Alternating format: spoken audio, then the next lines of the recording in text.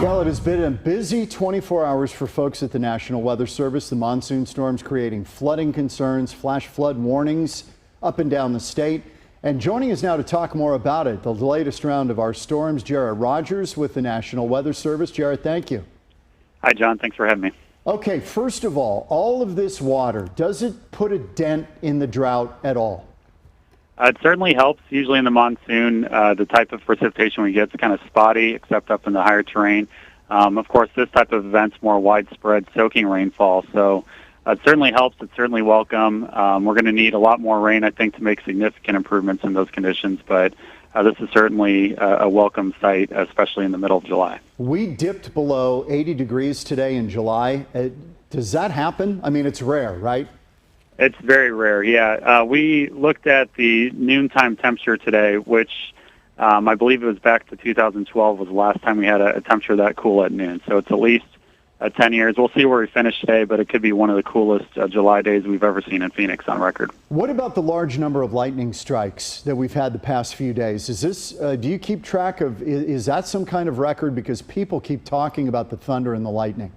We haven't calculated the exact numbers yet, but we do know that we've had more lightning across the state than we had during the entire monsoon last year. So we're already on a pretty good pace for lightning. Of course, we have more than a month ago of pretty active or potentially active period of the monsoon. One of the interesting things about this, Jarrett, is that, you know, when we get this much rain, it kind of puts to bed the dust storms. We're probably out of the dust storm business, right, for maybe the rest of the monsoon.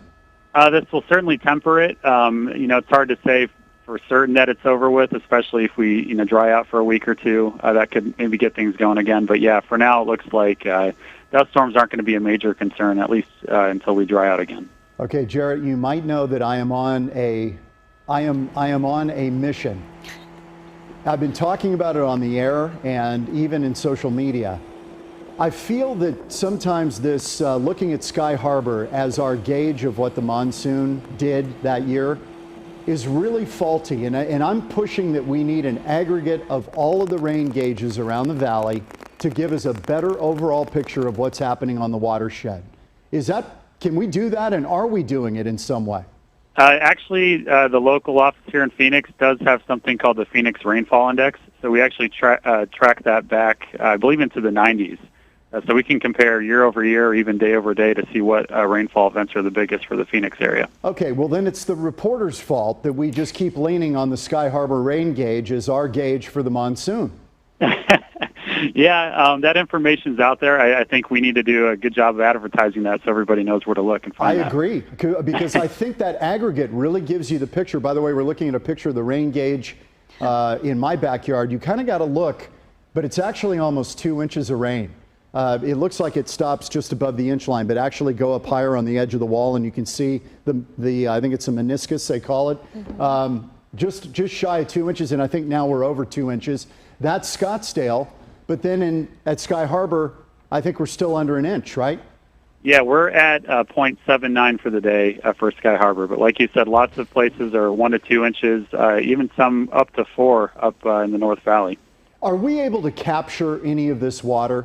Christine and I were talking about this earlier. I mean, we do have some of the flood retention areas, and obviously the Salt River, Tempe Town Lake, that becomes kind of recharging the groundwater. Are we able to capture some of this? That's not a question for us, more so some of the water resource people in the valley, but I know it certainly helps, and the reservoir levels are some capacity there, so any rainfall that we can get will certainly help the water levels for our reservoirs. Well, we appreciate your time, Jarrett Rogers, and keep working on those men and women down there at the Weather Service about getting a good aggregate that apparently you have, and let's put it out there, and then we get a better picture of what the monsoon's really doing. All right, sounds great. Thank you. You got a deal. Thank you, Jarrett. Thank you.